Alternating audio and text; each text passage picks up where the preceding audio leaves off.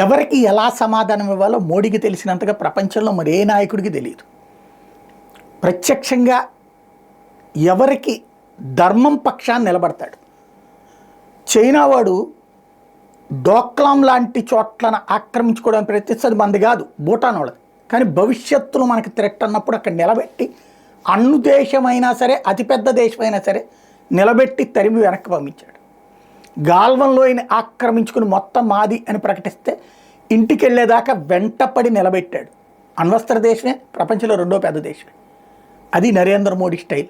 But గొప్పలు చెప్పుకోలే, నా గొప్ప ఇంతకు మించి లేదు, ఇంతకు మించినోడు ఎవడూ లేడని చెప్పుకోలే, అతి ప్రచారం చేసుకోలే.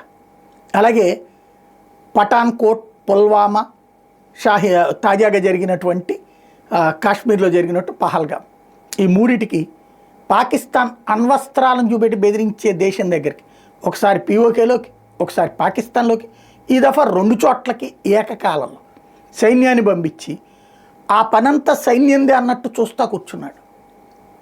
వెనక నుండి నడిపించి తనెక్కడా అతి ప్రచారం చేసుకోవాలి.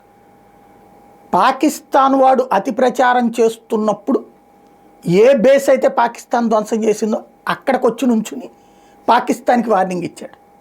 అట్లాగే అమెరికా వాడు నేనే ఇది చేశాను, వాణిజ్యాంక్షలు అనేటప్పుడు భయపడి ఆగిపోయారు అని సొల్లు కబుర్లు పూటకి చెప్తూ ఉంటే అప్పుడు తీవ్రవాదానికి వాణిజ్యానికి లింకు కుదరదు అని తేల్చి చెప్పడం ద్వారా ఓపెన్గా ట్రంప్కి ఆన్సర్ చెప్పుకొచ్చాడు. ఇక్కడ చైనా పట్టదు, పాకిస్తాన్ పట్టదు, అమెరికాని లెక్క చేయడు. కానీ మన దేశంలో ఉన్నటువంటి మూర్ఖులకి అతని స్టైల్ ఏకంగా 5 సార్లు ఈ 10 ఏళ్లలో 11 ఏళ్లలో 5 సార్లు అణుదేశాలతో ఢీ అంటే ఢీ కొట్టినటువంటి ఏకైక మగాడు.